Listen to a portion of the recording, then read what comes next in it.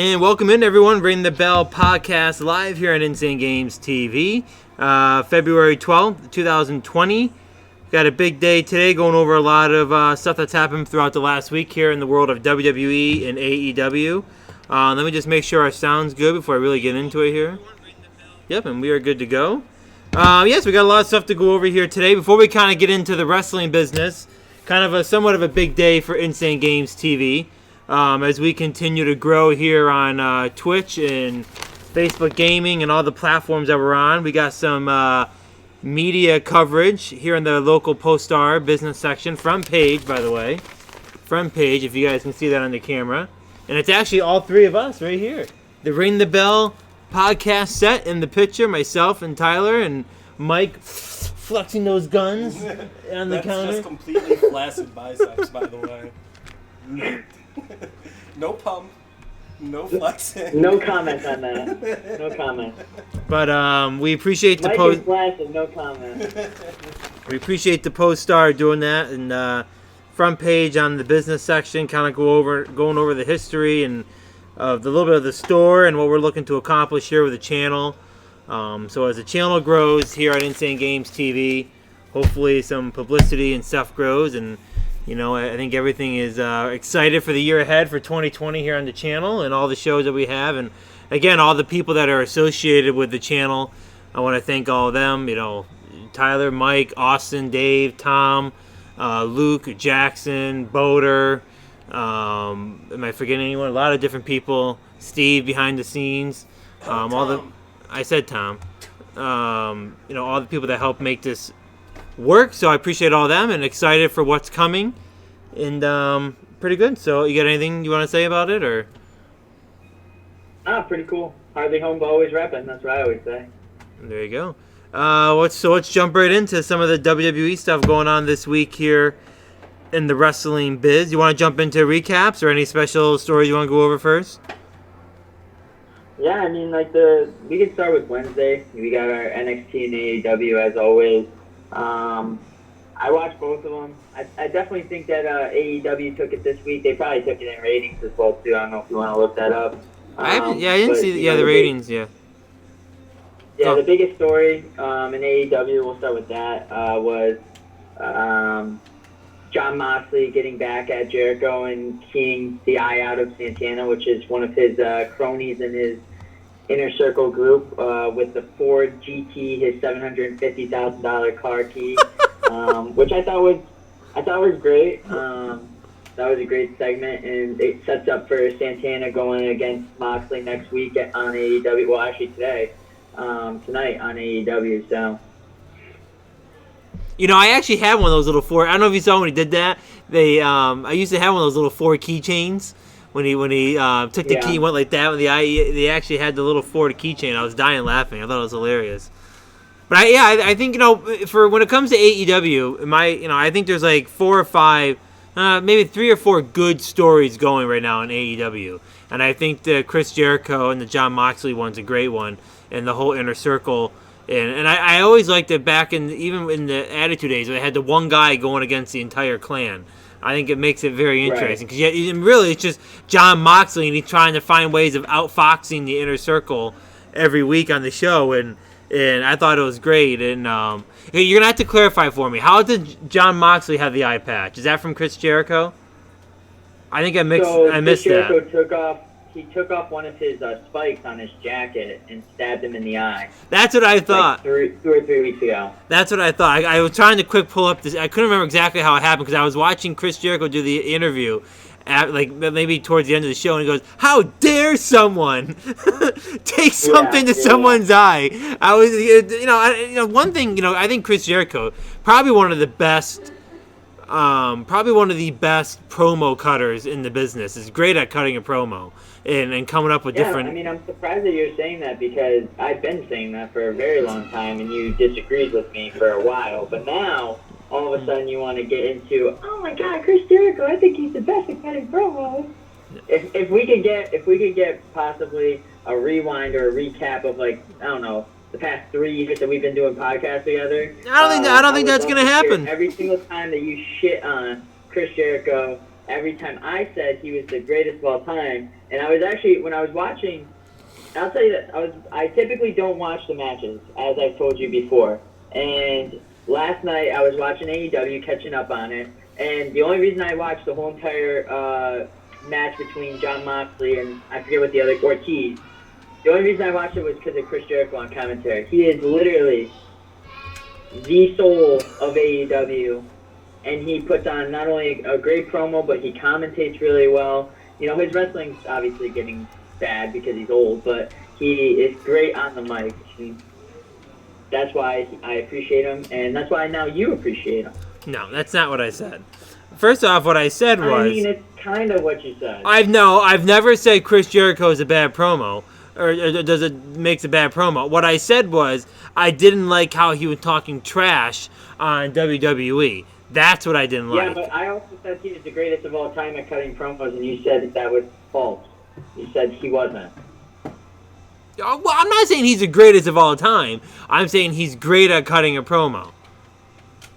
He's better than Stone Cold Steve Austin? Yeah. He's better than Hogan? Yeah. He's better than Triple H?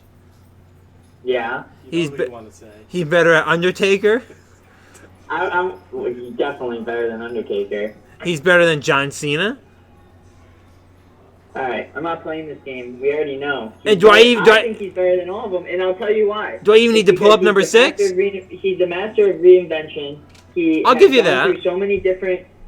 He's gone through so many different characters, and he's still at the top. You have the crowd cheering his song. They're singing along with his entrance song, and he's 50 years old, and he's the most relevant he's ever been. So, tell me, how long did The Rock stay in wrestling and reinvented himself and cut good promos? And I mean, not as long as Chris Jericho. I can guarantee that. 20 plus years. Okay, first off, almost 30. First off, I think you're getting outside of your scope here. Okay, if we were talking about... I wouldn't say I'm outside of my scope at all. This is exactly what I'm saying, and listen. I just want you to listen to what I'm saying.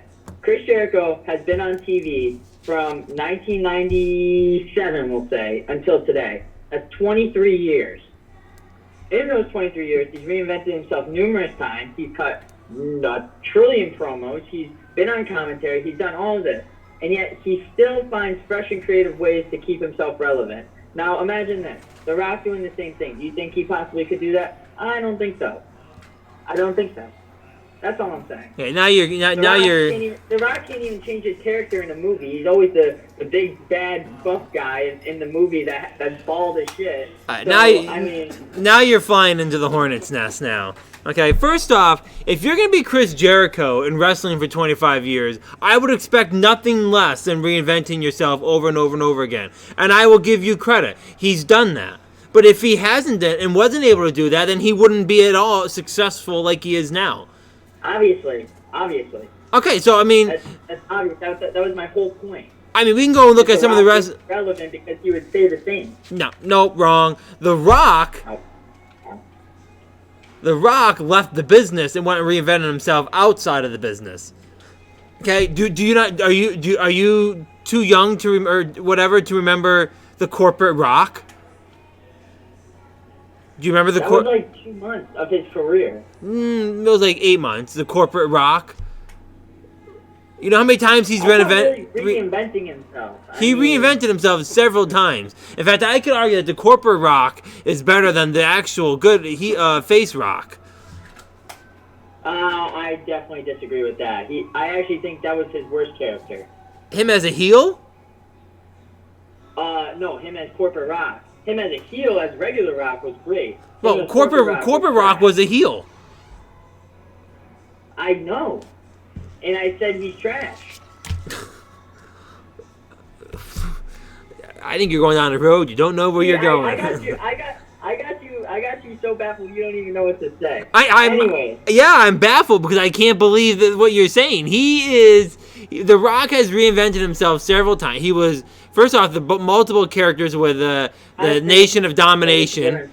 And then he turned into Rocky Balboa or Rocky Malvia, whatever he was after that. And then he went into The Rock. And then he was the corporate Rock. And then he went back to the normal good Rock. And then he left for like a year, came back and was The Rock again. And then was a heel again.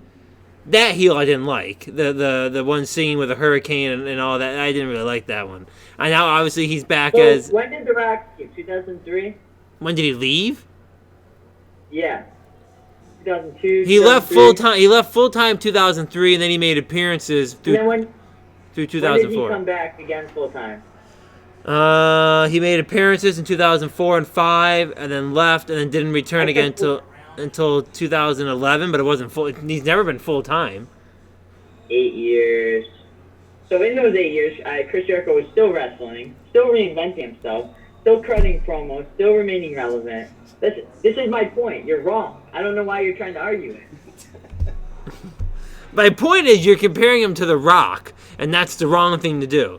I feel like that's a very accurate comparison. I think The Rock reinvented himself in other areas.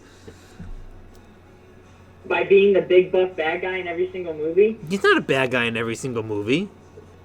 I said big buff bad guy, as in like he's like badass. Well, when you have his physique, there's really no other role you possibly can be. What are you gonna be? Some kind of puny professor in a movie? Like I don't really know what he's. I mean, he's not really reinventing himself, which is my point. I think you're so infatuated with The Rock that you're blinded. You brought him up before I brought him up. What? I said you brought him up before I brought him up. No, because you were gonna bring him up, so I just cut the chit chat and got right to the point. Still, that counts as you bringing him up. But either way, Chris Jericho, yes, has reinvented himself over and over and over again, and I think he's a genius at doing it. And I think at the end of the day, it makes him one of the best promo people. Not the best of all time, but one of the best. Yes. Best of all time, yeah, I would say. I'm glad that we're on the same page on that now. So why don't you continue talking about what you like about this segment? I mean, that was pretty much it. I mean, eye for an eye. That was kind of the whole purpose of the segment. Now it kind of heats up towards Revolution that's coming up in a few weeks. Chris Jericho versus Moxley. But tonight we're going to see Santana in a singles match against Moxley, which, obviously is going to be Moxley winning. The other biggest one was MJF latching Cody. That was one of the stipulations before Revolution. Cody needed to get 10 lashings from MJF in order to keep the contract that they had to face each other at Revolution. I would say that was probably the only other segment besides the Chris Jericho one that was really relevant in this week's show. I think that's going to be a pretty big match between MJF and Cody at Revolution. So, I mean, MJF's pretty much putting himself as the most hated man in AEW, which is accurate. He has probably the most punchable face I've ever seen in my life. So, he could. I mean, like I said, I think there's 4 or 5 good. I keep saying 4 or 5. There's like 3 or 4 good storylines I think in AEW right now. And if I really had to narrow it down, I would say 3. As we talked about the Chris Jericho Moxley one, I think that's a great storyline. This Cody storyline, I mean, the lashing, I thought I liked the whole segment, and the reason why I liked about the segment was because it was different. It wasn't anything that obviously had been done before. So, when you look at all these wrestling shows and how they're trying to reinvent themselves and coming up with different type of, content and different type of storylines, it's something that was different. I kind of thought it was a little, maybe a little graphic. Did you think it was you didn't think the graphic was all that bad at all? I mean, he actually was getting hit. That was the whole point. Right, they wanted to make it real. Yeah, I get it. But I get, just having all of the, having MJF out there slapping him with the belt, and you can actually see the welts on his back. It was crazy to watch. And, then obviously you had Dustin Rhodes that came down. Then you had Brandy Rhodes that came down.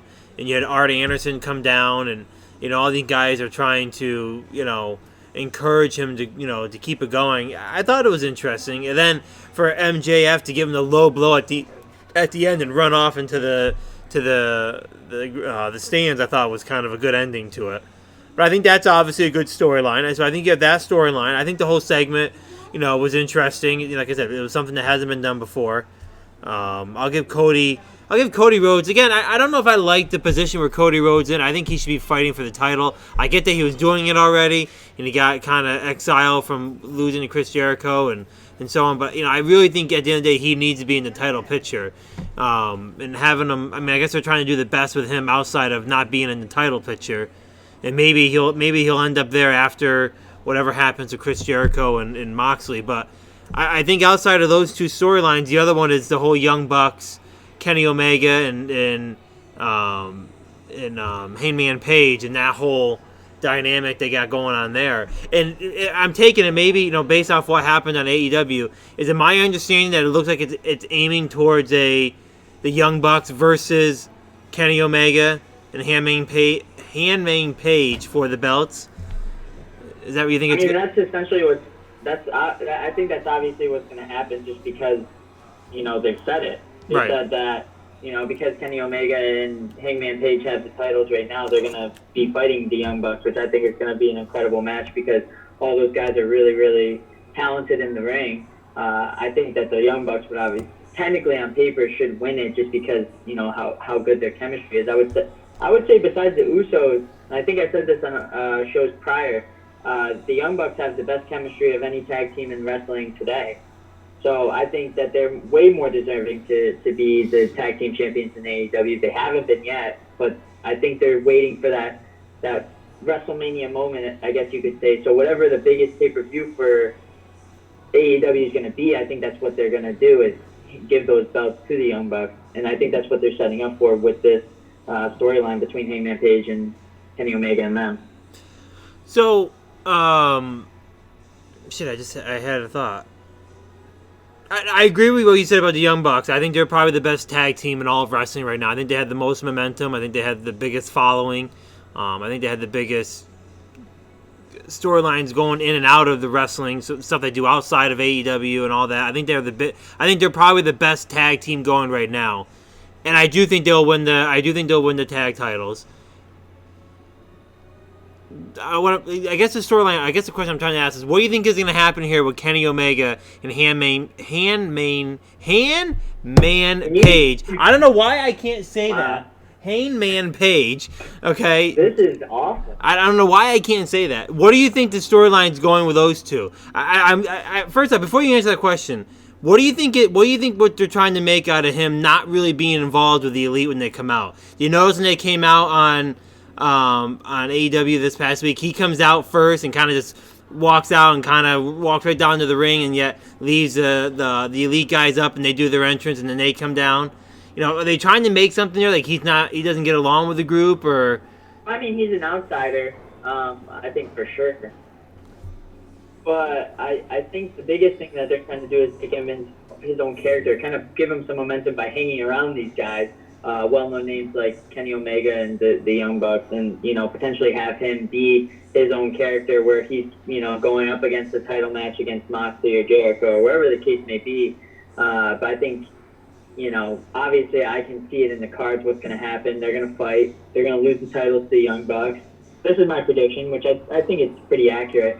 And then Kenny Omega and Hangman are going to probably have a small rivalry. And, the Elite's going to shrink a little bit by losing Hangman Page, but I think he's going to be his own character, He's going to be that guy that doesn't need anybody else. He kind of reminds me of a young Stone Cold Steve Austin for some reason. I don't know whether it's the get up or like what he wears or the wild card image. Beer, but he kind of has that wild card image. You don't know what he's gonna do. He can kind of go crazy or be civil. I mean, I take it. I mean, if I had to, here comes Storyline Dan coming. If we had to, let's say those two tag teams are wrestling. Obviously, Young Bucks wins. At least Kenny Omega and Hangman Page after. Do you feel like I feel like those two are gonna get into a match 1v1 after? Do you feel like that it could work into that? Kenny Omega may blame Page, and Page may blame Kenny Omega, and see those two go head to head. Did you not hear what I just said? Well, yeah, I'm just confirming that. You think that's what they're gonna do? Yeah. Oh. I mean, I said that, didn't I? Well, yeah. Well, yes and no. Yeah, in a way. But I wanted to make sure that's what you thought. And not no. But I feel like I think that's going to be the road they go down. And if that's what you were saying, then I agree with you. I feel like that's what, I think that would be a great 1v1 match, watching those two. Obviously, any wrestler that's going up against Kenny Omega is going to get publicity. And I think Paige is probably someone they're trying to build up in the company as a good character and a good face for the company. And as they're trying to build more people that can compete for the title, I think he'd be a good fit. I think he'd be a great AEW champion right now. I think he's a decent. I like his character. I like what he's doing. Like a champion at the moment. It's fair enough. Have the Young Bucks been the tag titles in AEW yet? Have they been the champions? No. I think. No. I remember. I thought the first time they were going for they lost, and I couldn't remember if they quick had them in between then and now. But yeah, I was pretty sure they weren't either. So so the fact that they've gone October, November, December, January. I guess it's only been 5 months. They've been 5 months without being the champions yet. So, you would have thought. I would have thought right off the bat they would have put the titles right on them, given the success that they have, and they are. But they've obviously are waiting to put the titles on them. Same thing with Cody Rhodes. I would have thought originally all these guys would have had the title right off the bat, but they're not giving it to them. They're making them go through a bunch of storylines until they get them, which I think is interesting to see. So I kind of have like this. I think the Young Bucks are going to win. But for me, I'm kind of like, I wonder which one's going to get the title first. Is it going to be the Young Bucks, Kenny Omega, or Cody Rhodes? And obviously, I think the Young Bucks will get the tag titles first. And really, Kenny Omega is one that should be considered for the AEW Championship too. I mean, eventually, I think he's got to make his way into the title picture. Do you think he makes his way in pretty soon? Yeah, I mean, once the storyline, but losing the tag team titles for sure, I think that's going to be the big thing. But I mean, I think the best thing about AEW is all these wrestlers know their place and know that Rome wasn't built in one day. Like, we can't be changing tag titles every single week. We have to have the slow build for the ultimate reward at this point. And I think that's what they're doing, and I think it's the correct way of doing it because, in WCW, the reason why it folded is they were changing hands on titles every single week. And right. When you do that, it just doesn't bring the reputation to that title, the prestige to that title. And I think if they do the slow build, the slow grind to each week, having those guys build themselves up, it's going to pay out to the highest that it can. So, I'm hoping, obviously, AEW stays around a lot longer than it is right now, just because they have so many possible storylines that they can bring to the United States that they did over in New Japan, between Kenny Omega, Cody Rhodes, and then you got Jericho and Cody, or they already had that, but you got Moxley and Cody that we haven't seen ever. So there's a lot of good storylines that can happen. It's just they're slowly getting to that piece by piece. All right, so let me ask you a random question. By the end of 2020, who do you think either A, is the champion at the end of the year, or who do you think has the title throughout the year? Who do you think your champions are going to be in 2020? Obviously, you have Chris Jericho right now. I think Jericho is definitely going to lose it at Revolution. You think so? I feel like it needs to happen. I just think it needs to happen. He's been the champion since the inception of AEW. I think he's a great champion. I think he's done really well for the title. And I think if he's setting up for Moxley to be the champion and then have Moxley go into those rivalries that we haven't seen that I said, like Cody and Moxley and Omega, maybe even the three of them. You never know. But I just think that he's probably going to lose it, and I don't think you'll see him with the title in 2020 once he loses it, just because they have so many guys that they can interchange into there, and Jericho knows that. He knows that he's basically the stepping stone for these guys to further their careers, because he's already done it. See, I disagree with you. Well, I mean, I agree and disagree. I agree with what you say in regards to what Jericho's position is, but I think Chris Jericho makes the whole brand being the champion right now. I don't think they can take it. What is the Le Champion going to be without the belt? They lose all that that's great. clear. Now, how much longer can it go without being stale? I think they can go till probably April or May. Well, Revolution isn't either later this month or early March. I think it's later this month. It's end of I don't February. know. I think it's the most opportune time for them to strip the belt from Jericho and put it on someone else. Just because he's been the champion for so long. I agree. If there's anity that can rebrand themselves, as we said, it's Chris Jericho.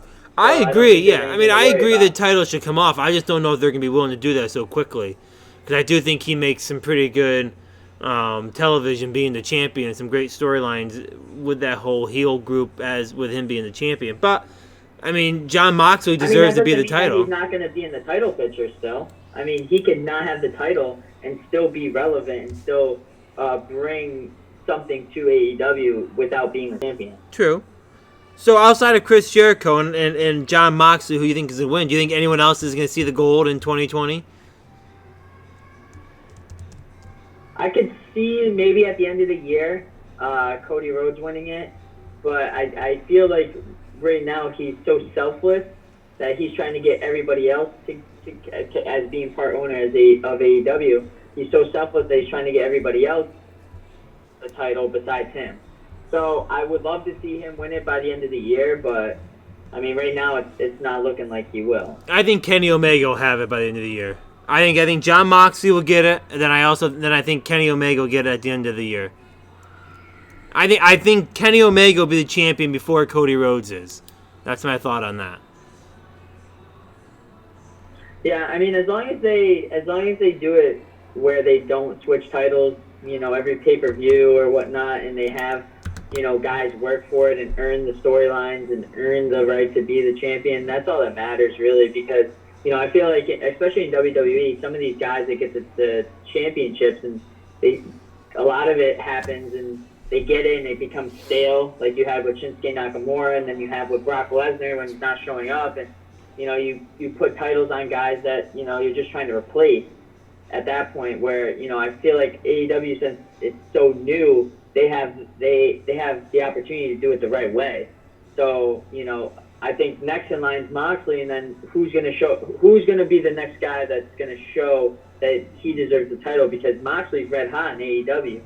And, everybody loves Cody because he's the biggest guy there, but who's going to be the one that steps up next is the biggest question. It's true. I agree. Speaking of all those guys, I don't know if you heard anything. I kind of heard a little bit online about some tension backstage with all the elite and all the so-called executive vice presidents over the Chris Jericho cruise. I guess something about the flights. A lot of people had to wrestle them all. Did you watch? You watched the whole Chris Jericho cruise, right? Do you remember? Right. Were some of the wrestlers wrestling in more than one matches? They probably were throughout the whole entire cruise, but on TV they weren't. See, I guess I was getting confused if the cruise was, if they were talking about just the cruise itself or just the show itself. But it sounded like they were talking about the entire cruise and all a lot of wrestlers doing multiple matches. And I guess there was some tension backstage with it. And I kind of saw a few different articles yesterday about it. So it's still kind of a relatively fresh topic. So I don't know too much about it. But I thought that was interesting that there might be some heat going on behind. I haven't really seen much of that in AEW. Some heat behind the scenes. Did you see the girls' match or the women's match with Britt Baker and I'm gonna say Yaku? I don't know her whole name. Do you know her whole name?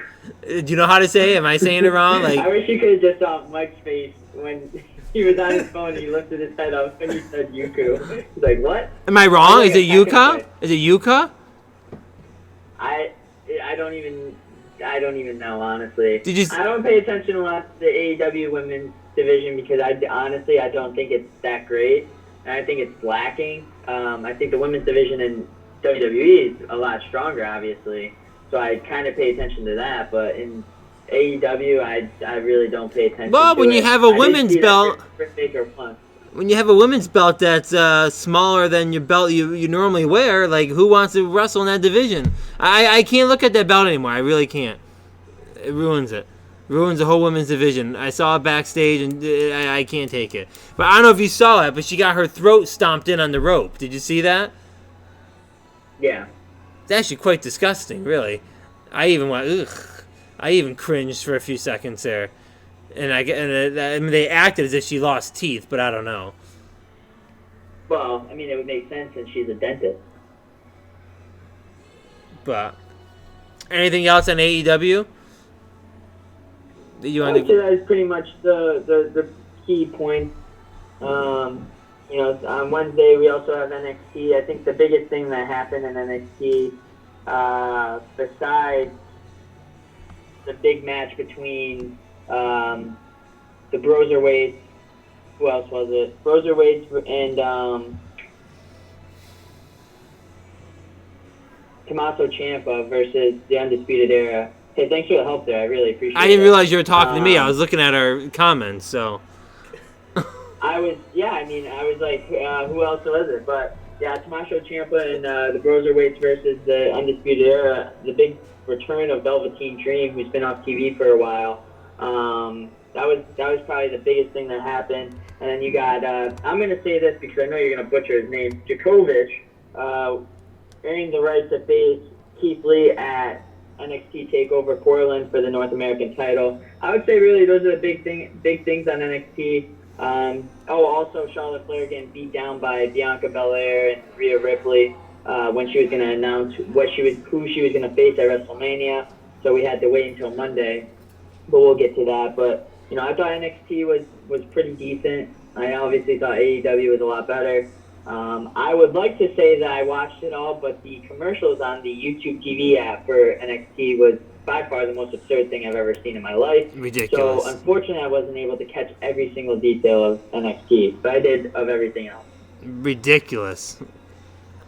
I texted you last night and I said, these commercials are ridiculous, and you kind of didn't say anything. And then I get the same text back from you today. You're absolutely right, these commercials. I've never seen so many commercials. It's like literally one match has like 6 commercials, and it's just so bad. Like, I'm actually not looking when I download.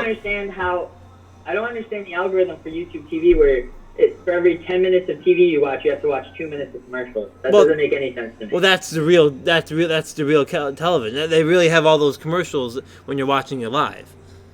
I get that, but I would rather DVR it and just fast forward through them. Well, luckily for SmackDown, Raw, and AEW, they don't have it on there. But why is it that they do though? That makes no sense to me. Because it's WWE, and it's all the amount of commercials they have are just so. It just shows you how bad it really is. How much? I mean, it's like for a 2-hour show, like 45 minutes is commercials. It's absurd. It's absolutely absurd. That's crazy because AEW, they probably have the same. They have definitely less commercials than NXT, I feel like, but they're on TV a lot longer. Like they actually probably put out altogether an hour and a half, maybe a little bit more of a full show. Where like you said, NXT really only put together like an hour and 15 minutes. Yeah, I agree with that. And then you have, Raw when it's 3 hours is like an hour and 45 minutes. That's really how much wrestling is really going on. It's crazy. And it's not even all wrestling too. No, it's ridiculous. But yeah, I like the whole Wednesday. I think first off, I think AEW and I think NXT are the perfect shows to go head to head because I think both of them are different than Raw and SmackDown. I think they're both operated differently. Right. You can tell the storylines are different. They're both fast-moving, very like smaller rosters. I think it's really good. I like NXT, to be honest with you. I was watching NXT. I like the announced team. I think Morrow is great. I think Beth Phoenix is okay. I kind of feel like a lot of her stuff sometimes gets a little too stagey. Like it's like she's trying to act it out, and it's just like, be yourself. I don't know why they don't tell these people that. My favorite thing? You know what's my favorite thing? What? Is when I say something like 3 weeks ago or 2 weeks ago, and then you just reaffirm it 2 weeks later. I'm not quite sure what that means. Not only Chris Jericho today, but you also said something about Morrow, and I've been saying forever that he's the best commentary lead there is in wrestling. not only that, but that WWE has, and I don't understand why they put him to the level of NXT when he should be the main guy on the main show because he's so good. I agree with that. You just confirmed it. That's all. First off, I think Tom Phillips is great. I don't know why they ever got rid of Tom Phillips. Not even a little bit compared to Morrow. I disagree 100%. Morrow, who's the head of? Okay, Morrow, Michael Cole, and then Tom Phillips. Put a Michael Cole second.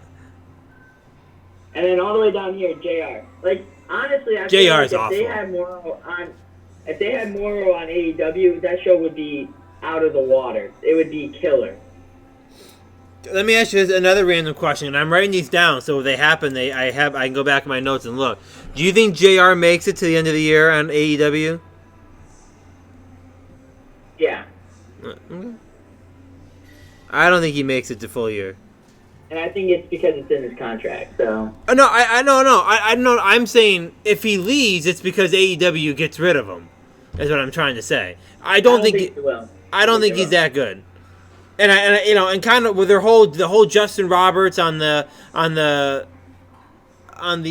microphone and JR, they're trying to get that WWE feel, and I just I think it's good. I think it's okay, but when I saw the announced team on NXT, I was like, okay, that's a pretty good team.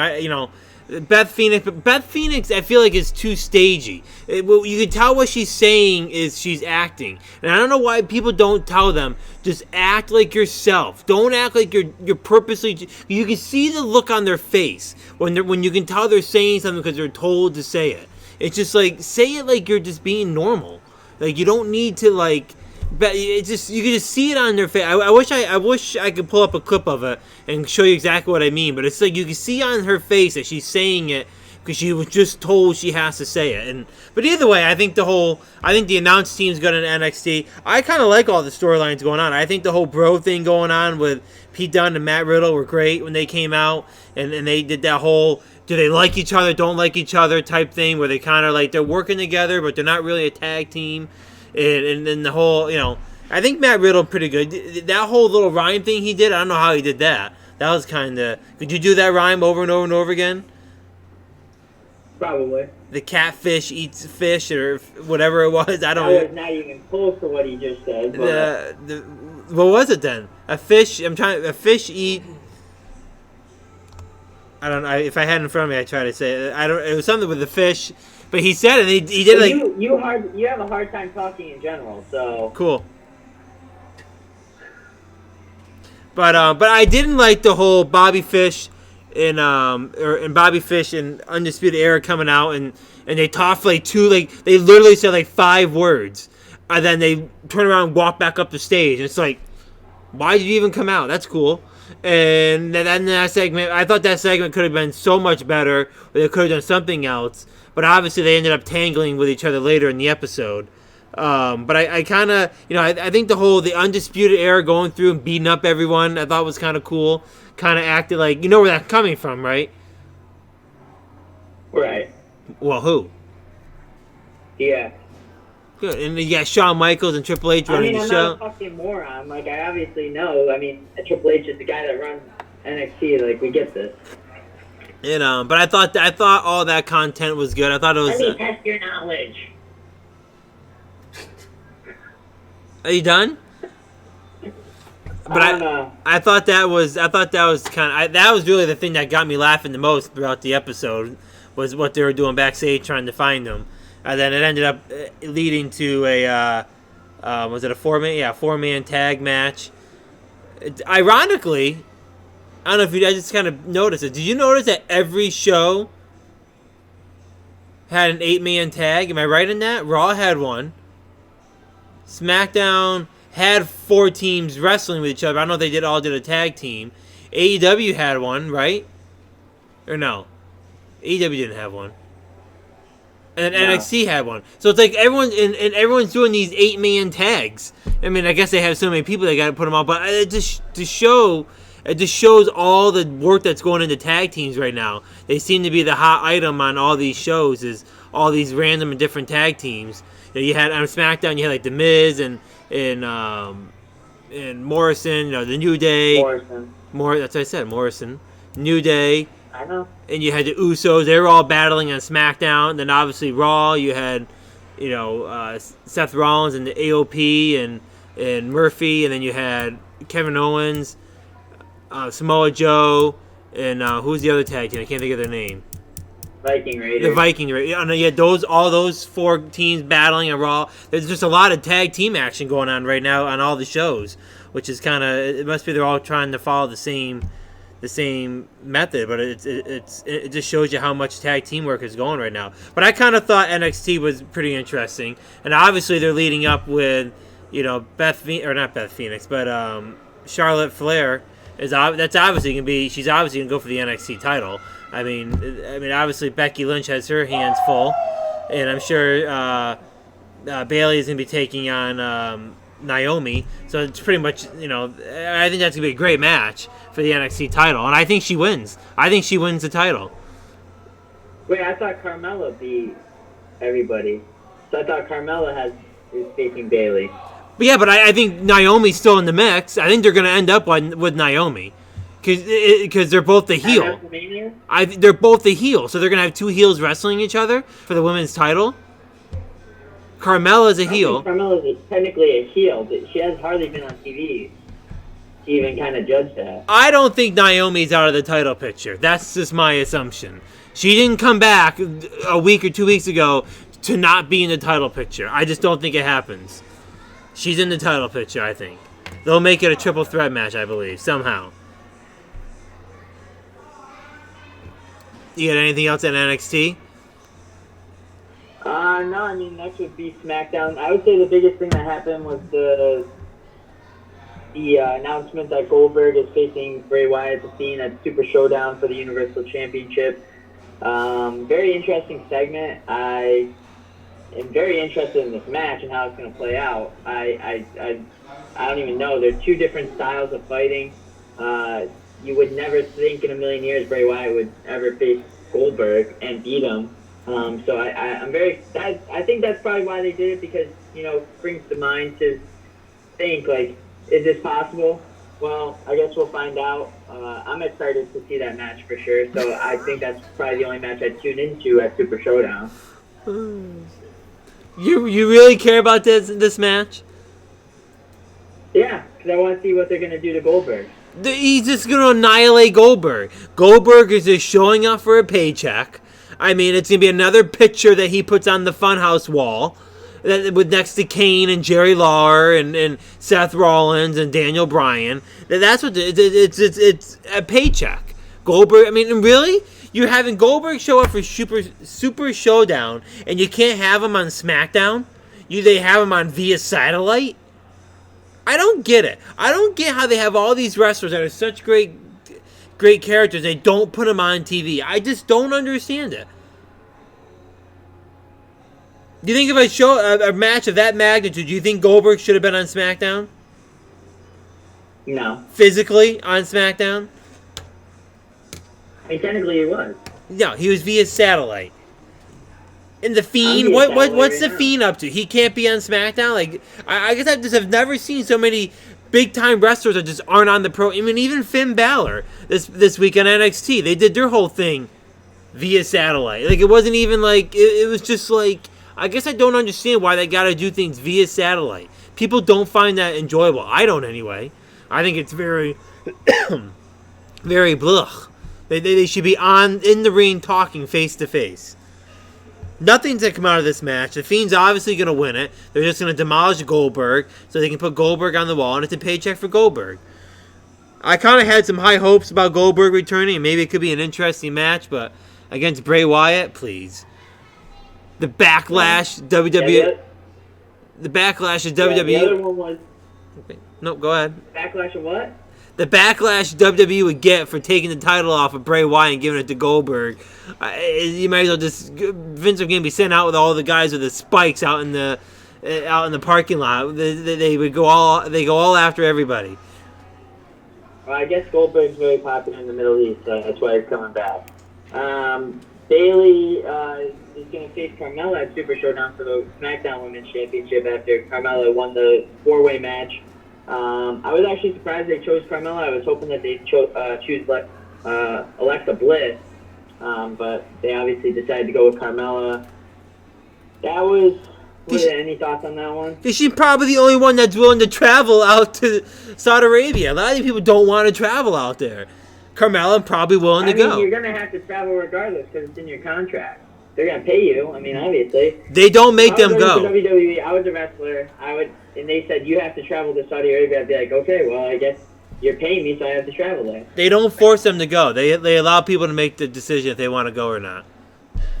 They pay the wrestlers addition. They pay them extra to go though, but they don't force them to go. Like Daniel Bryan won't go to Saudi Arabia. John Cena won't go to Saudi Arabia. But didn't John Cena go to Saudi Arabia? He might have gone one time, but then after that, he said he's not going back again. He definitely did. Yeah, he might have gone once, but then after he said he's not doing it again.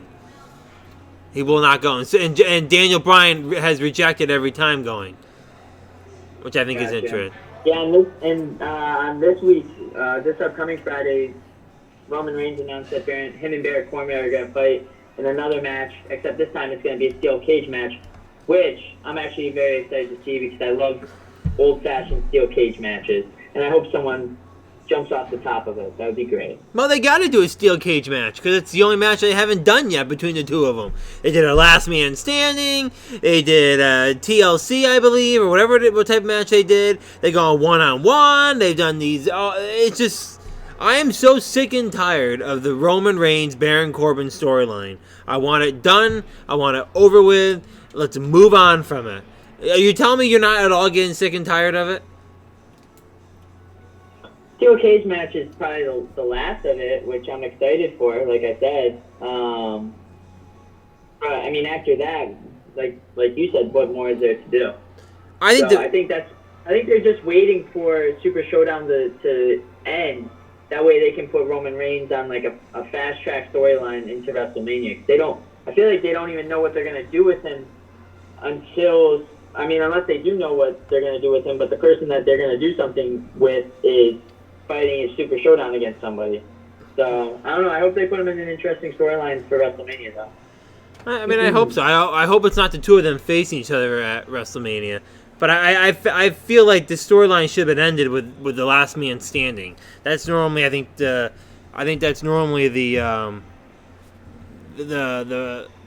storyline that ends the storyline is the last man. If you can't get up, then you're done. Like, that normally ends the storyline. I think I've seen that done over the last year, so many years, that the last man standing is always a good match to end it on. But, whatever. Yeah, I just don't understand because I don't think Baron Corbin is of the caliber of Roman Reigns. And I don't understand why I feel like everything with Baron Corbin in his career in WWE has been forced, and it just hasn't grown organically.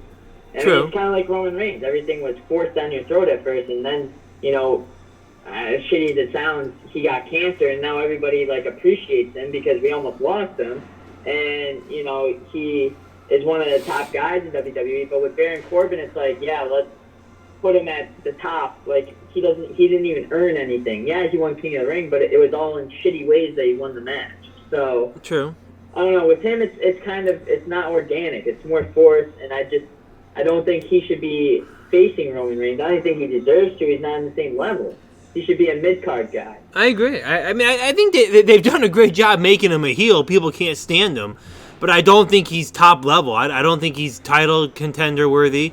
And really, I don't think he's at the same level as Roman Reigns. But why they keep dragging out this storyline, I couldn't tell you. I hope it's coming to an end soon. But what do you think of the whole tag team division? The Miz and John Morrison, I think, are great together. And obviously you have the New Day and the whole storyline this past Friday with the Usos and Robert Roode and Dolph Ziggler. Obviously, I think it's leading up to a New Day versus the Miz Morrison. Do you think they win the title at Super Showdown? Or do you think New Day keeps it? I think New Day keeps it.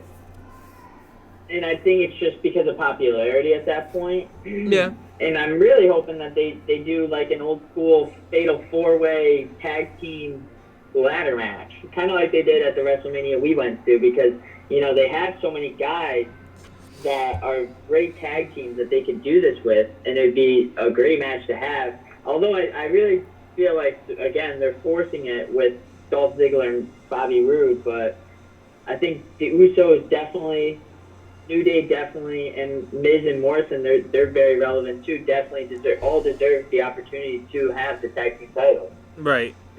No, I agree. I think Dolph Ziggler and Robert Roode are together because they have to do something, and that keeps them both in a storyline, having them together. Because obviously, the title picture is full, and you got Roman Reigns doing something, so it's almost like they have to put them in a tag team together to keep them busy on the roster. But did you hear the news that John Cena returns to WWE February 28th? On SmackDown? On SmackDown. John Cena returns to WWE. Breaking news. I'm guessing it's one night after Super Showdown, so we'll see what that brings. I'm guessing it's for any type of storyline heading towards Tampa, WrestleMania 36. I'm sure we're in WrestleMania time. So, who do you think he wrestles if he's coming back? I don't think he is coming back. No? No. I think he's just so far into acting that we've lost him. I don't think he's coming back for this WrestleMania. It just wouldn't make sense because they don't have enough time to put him into a match that's as worthy as John Cena deserves. What about Goldberg? I think Goldberg's done after Super Showdown. You think so? If WWE is smart, they will not add people that haven't been here since the Royal Rumble. It's true. As in start of January 1 to WrestleMania, they won't add just these random people to have like big box office matches like Goldberg versus Brock Lesnar or some shit. They should have it where they're building up what they have right now, because Goldberg's not going to be around for much longer. John Cena's not going to be around. They've all said it. They have more matches behind or in front of them than they do behind them, or whatever, vice versa. But I just don't think that they need to focus on what they have, because they have a lot of great wrestlers right now. Right. And adding a match with Goldberg, adding a match with John Cena is just not needed. They don't need to do that. I agree. It'll be. I mean, I don't know. He's got to be coming back for some reason, so it'll be interesting to see what he does. I can see him doing a 1 month thing a year, storyline up to WrestleMania, and do what The Rock did for a while. Why not? They're gonna pay him for it. But we're almost out of time, so we got to quick go over Raw. What do you want to go over on Raw real quick? Just happened a couple days ago. Well, yeah, I mean, big thing was Samoa Joe returned. Had a match with Kevin Owens and the Viking Raiders against the AOP, Buddy Murphy and Seth Rollins. So that was pretty big. Now he's back. Hopefully they put him in a relevant match coming up, because he's red hot at the moment, I would say, with the fans. And then the other thing was Becky Lynch being attacked by Shayna Baszler after beating Asuka and bitten like a vampire, and going out in an ambulance driving and coming back driving. So they're setting up for hopefully a match between Becky Lynch and Shayna Baszler, because I think that would be a really good match between the two of them. Did you not find that to be... I do like how they're doing a lot of NXT WWE crossovers. I think that's good. I think what that's doing is it's helping the next generation transition easier to WWE. So when they have those wrestlers on the brink of coming from NXT to Raw or SmackDown, they already have name recognition because they've already faced Becky Lynch or Charlotte Flair or Rey Mysterio or whatever the case may be. So I like how they're crossing them over all the time. You didn't find it to be disgusting, Baszler doing that? I was like, ugh. I mean, obviously it was fake, but I thought it was great. I mean, it was something different that you've never seen. No. Matt Hardy used to do that in TNA, so. Speaking of Matt Hardy, was it a sad day on Monday? It was a rip, yep, for sure. He had his ass taken to him. Not only does he come out, and I was baffled the whole entire time. I'm like, why are you protecting Edge? The dude stole your girl, and they don't have you guys had great matches, but he has no respect for you. And Then you just get the RKO. Because they have no storyline for him. That he was done. I think that was his last Raw. I think he's done at WWE now. Good. I hope he is. I heard he's gonna be the new leader of the Dark Order on AEW. Could be an interesting storyline. It would make them more relevant than they are already. I mean, they're not really that relevant. I don't think they're just kind of trying it and seeing where hopefully shit sticks to the wall as they throw it. It could be. But yeah, I mean, I kind of thought the whole main event's getting a little old on Raw with all those tag teams wrestling. I think it's starting to get a little. How much do we need to see Kevin Owens and Samoa Joe against the same old AOP Seth Rollins? But I think the whole Seth Rollins storyline is interesting. I think that whole group as a heel is pretty good. But I thought Raw was kind of relatively melatonin. I didn't think it was all that intriguing. I think it was a relatively quiet Raw. Nothing too much to talk about. But anything else you want to go over here? I mean, pretty much everything that's going to happen this week we'll go over on the next podcast, same time, same place. Hopefully a little bit better on the Raw and SmackDown side, and NXT doesn't have as many goddamn commercials, but we'll see. I think it's interesting that we spend more time talking about NXT and AEW than Raw and SmackDown. That just tells you those two shows are doing something. More time talking about AEW than we had about WWE in general. We do. It's just because we needed to. I think it's worth pointing out real quick. Ricochet beating Bobby Lashley, I thought was disgusting, and I think Paul Heyman is definitely getting behind Drew Mac. You can tell that Paul Heyman's making some changes on Raw. Ricochet, who he loves, and Drew McIntyre, who he loves, are both starting to get a lot of publicity on Monday Night Raw. But do they not deserve it? That's they deserve it. I just think really Bobby Lashley losing to Ricochet. Come on, I mean really they're really kind of ridiculous if you ask me. But all right, I think that's all we got. We got the No Look podcast with Tyler and Austin coming up next, and of course we have the Dream Team later. Weekend Wednesday to close out tonight. Big night, big day here on the channel. So I'm sure some of the other shows may talk about it. Us being in the Post Star, so that's great. That's the Ring the Bell podcast for this week. You want to turn me off? And we got Austin and Tyler. Austin's already behind the scenes here, ready to go. So No Look is up next. Anything else before we go? Drop that, Dan. There we go.